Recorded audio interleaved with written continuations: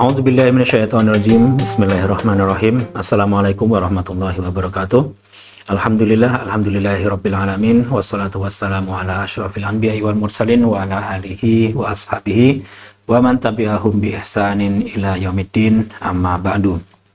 Sahabat semuanya dimanapun kalian berada, hari ini kita telah memasuki pertemuan ke-18 dari mempelajari dan membaca bersama Kitab Siyam yang disusun oleh Darul Ifta Al-Misriyah. Dan saat ini kita akan melanjutkan tentang sejumlah fatwa-fatwa Ramadan pada halaman 79. Di pertanyaan pertama di situ halaman 79 adalah ma hukmu man asbaha wa huwa junub fi nahari Ramadan. Bagaimana hukumnya orang yang bangun dalam keadaan junub pada siang hari Ramadan? Jawabannya singkat, alas shaim ayyagtasil wa siyamuhu shahih. Hendaknya orang yang berpuasa tersebut yang bangun dalam keadaan junub, hendaknya ia mandi besar, kemudian ghusl, mandi dari janabah, bersuci, maka puasanya sahih. Artinya yang diperintahkan untuk bersuci ini untuk sholat, ya, karena kalau puasa tidak ada syarat harus suci. Tetapi ketika seseorang hendak sholat dan apabila dalam keadaan junub, maka hendaknya dia mandi dan bersuci. Kemudian pertanyaan berikutnya adalah ma hukmu syara' fi sholati tarawih fi Ramadan? Bagaimana hukum syariat terkait sholat tarawih pada bulan Ramadan? Sholat tarawih ya sholatu qiyamul lail fi Ramadan wa hiya sunnah. Bahwa sholat tarawih yang perlu diketahui pertama kali adalah sholat pada malam hari Ramadan dan hukumnya adalah sunnah. Tusholla lailan, dilaksanakan pada malam hari di bulan Ramadan setelah sholat isya, dan itu adalah sunnah muakkadah lirijali wan nisa. Sunnah yang sangat ditekankan untuk laki-laki dan untuk perempuan. Sunnah itu definisinya adalah apabila dikerjakan mendapatkan pahala yang sangat besar, dan apabila ditinggalkan mendapatkan kerugian yang sangat besar, tetapi bukan haram. Dan diriwayatkan dari Abu Hurairah radhiyallahu anhu, ia berkata, Nabi Shallallahu alaihi wasallam senantiasa mendorong agar orang-orang melaksanakan qiyam Ramadan, sholat di malam Ramadan, min ghairi ayyamuruhum fihi bi azimah. Artinya tanpa mengharuskannya, dalam artian itu adalah perintah untuk sunnah atau perintah yang sifatnya sunnah, bukan perintah yang sifatnya wajib. Beliau bersabda, man qama ramadhana imanan wa ihtisaban ghufira lahu ma taqaddama min dzanbihi. Barang siapa yang berdiri melaksanakan salat qiyamul lail pada malam Ramadan dengan penuh iman dan dengan mengharapkan pahala, maka dia akan diampuni dosa-dosanya yang telah lalu. Dan Rasulullah Shallallahu alaihi wasallam, hal tersebut diwariskan oleh beliau dan dilakukan juga oleh masa Khalifah Abu Bakar dan pada masa-masa awal Khalifah Umar. Kemudian akhirnya Umar bin Khattab memerintahkan dan menginstruksikan untuk dilaksanakan sholat tarawih secara berjamaah. Kemudian pertanyaan lainnya, hal yajuzu lil mar'il muslim ayyusalliya sholat tarawih fi manzilihi? Bolehkah seorang muslim untuk sholat tarawih di rumahnya? Jawabannya, yajuz lil muslim ayyusalliya sholat tarawih fil manzil. Diperbolehkan bagi seorang muslim untuk salat tarawih di rumahnya.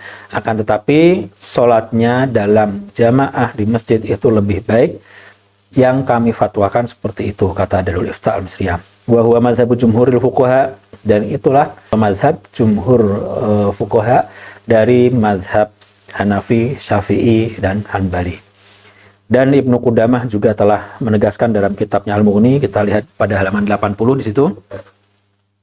Wal mukhtar inda Abi Abdillah fi'luha, dan yang dipilih oleh mazhab Imam Ahmad Abu Abdillah adalah untuk mengerjakan tarawih dalam sholat jamaah. Dan diriwayatkan dari atau dikatakan dalam riwayat Yusuf bin Musa, al-jama'atu fit tarawih afdol. Sholat tarawih secara berjamaah lebih mulia, lebih baik, lebih bagus. Wa in kana rajulun yuqtada bihi fasallaha fi baitihi khiftu ayyaqtadiyan nasu bihi wa qad jaa'a Nabi sallallahu alaihi wasallam iqtadu bil khulafa'i wa qad jaa'a an Umar annahu kana yusalli fil jamaah. Kalau seandainya dia adalah tokoh sosok orang yang banyak pengikutnya, kalau dia sholat di rumah, khawatirnya, kata di sini, khawatirnya dia diikuti oleh para pengikutnya, orang-orang yang mengikutinya, sehingga tidak ada orang yang sholat di masjid. Padahal Nabi telah mengatakan iqtadu bil khulafa, ikutilah para khalifah. Oleh karena itu Umar bin Khattab menginstruksikan agar sholat tarawih itu dilaksanakan berjamaah. Dan para ulama Malikiyah telah mengatakan disunahkan sholat tarawih di rumah, akan tetapi dengan 3 syarat yang disebutkan oleh Imam As-Sawi dalam Hasyiah As-Shaghir. Dikatakan maksudnya apa? Bahwa sunnah atau disunahkan dilakukan di rumah, atau salat tarawih disunahkan di rumah dengan 3 syarat, yaitu alla tu'attal al-masajid, masjid-masjid tetap berjalan, wa ayyan syatoli fi'liha fi baitihi, dia lebih semangat, lebih khusyuk ketika mengerjakan di rumahnya, wa ayyakuna ghairu afaqiyyin bil haramain, tidak termasuk penduduk atau orang dari Makkah atau Madinah. Fa in takhallafa minha syartun kana filuha fil masjid afdal. Tetapi kalau 3 syarat tersebut tidak dipenuhi atau 1 saja tidak terpenuhi, maka salat tarawih di masjid lebih baik. Wa alaihi, oleh karena itu atas landasan apa yang telah kami sampaikan, fa shalatut tarawih fil masjid afdal min salatiha fil manzil. Salat tarawih di masjid lebih baik, lebih bagus, dan fadilahnya lebih besar daripada di rumah.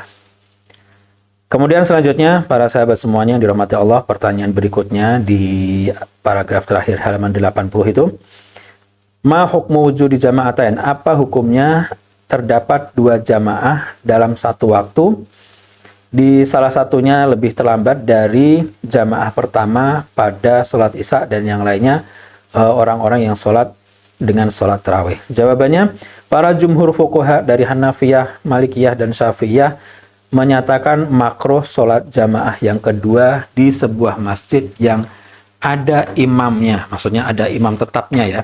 Di halaman 81 itu lanjutannya, lahu imam rotib wa muadzin, ada imam tetap, muadzin tetapnya. Apabila sudah terjadi jamaah di masjid itu, maka jamaah yang kedua itu hukumnya makruh. Akan tetapi ulama Hanabilah mengatakan boleh jamaah tersebut tanpa ada hukum makruh. Walil khuruj minal khilaf, akan tetapi kita untuk keluar dari perselisihan ini, yajuzu liman fatathu sholatul isya fi jama'atin ayyatamma bi imami sholatit tarawih bi niyyati sholatil isya wa yutimma sholatal isya ba'da taslimil imam. Apabila seseorang masuk ke masjid dalam keadaan terlambat, masbuk, pada saat itu imam sudah sholat tarawih, sedangkan orangnya yang masbuk itu belum sholat isya. Lantas bagaimana? Apa yang harus dia lakukan? Maka yang harus dia lakukan, orang yang masbuk tadi sholat isya berjamaah dengan imam yang sedang sholat tarawih.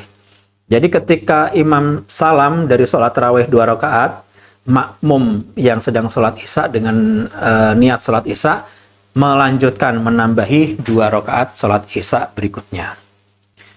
Kemudian selanjutnya para sahabat semuanya yang dirahmati Allah, pertanyaan berikutnya adalah, hal yajuzu qada' sholat tarawih liman fatathu, bolehkah orang yang ketinggalan sholat tarawih untuk mengqada' sholat tarawih tersebut? Maka jawaban dari pertanyaan ini, idza fatat sholat tarawih an waqtiha bitulu'il fajr faqad dhahabal Hanafiyah fil asah indahum wal Hanabilah fi dzahir kalamihim ila annaha la tuqda. Kalau salat tarawih tersebut sudah sampai waktu terbitnya matahari, maka ulama Hanafiyah dan Hanabilah dalam dzahir mereka mengatakan itu tidak diqadha salat tarawihnya. Li'annaha laysat bi'akat min sunnatil maghrib wal isya, karena salat tarawih posisinya tidak lebih diutamakan dari sunnah maghrib dan isya.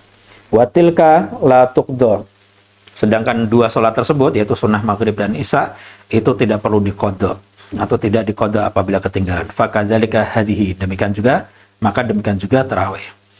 Namun ulama Syafi'iyah mengatakan, wa qala Syafi'iyah law fatan nafl al muaqqad nuddiba qada'uhu, seandainya ada sholat sunnah yang memang sudah ditentukan waktunya, maka itu disunahkan untuk diqadha bagi orang yang belum melaksanakannya. Khatib Asy'arbini dalam kitabnya Mughni Muhtas mengatakan, walau fatan naflul muaqqad sunnatil jama'atu fihi kasolatil id aula kasolatid duha nudiba qadha'uhu fil adhar.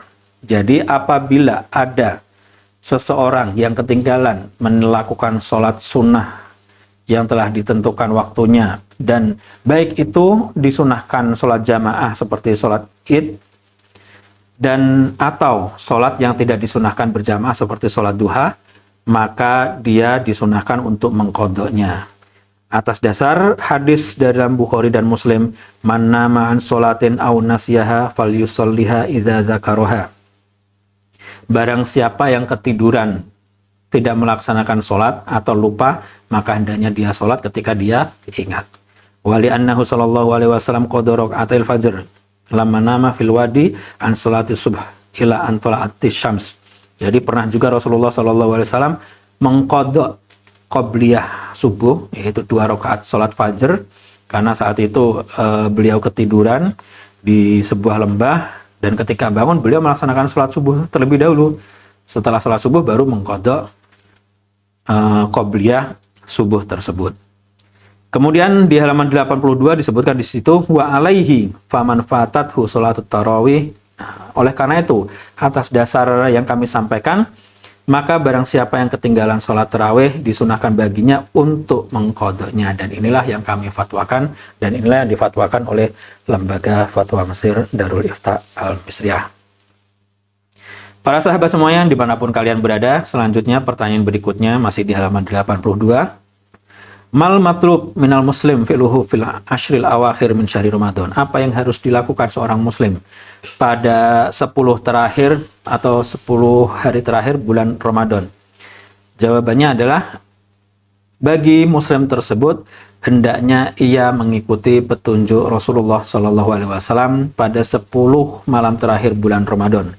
Karena telah disebutkan bahwa Rasulullah Shallallahu alaihi wasallam apabila memasuki 10 hari terakhir bulan Ramadan, malam terakhir tersebut, maka beliau akan mengencangkan sarungnya. Artinya beliau akan fokus untuk ibadah dan tidak mendekati istri-istri beliau, tidak menggauli istri-istri beliau. Wa aiqadha ahlahu wa ahya lailahu, dan beliau akan membangunkan keluarga-keluarga beliau dan juga menghidupkan malam-malam 10 hari terakhir tersebut.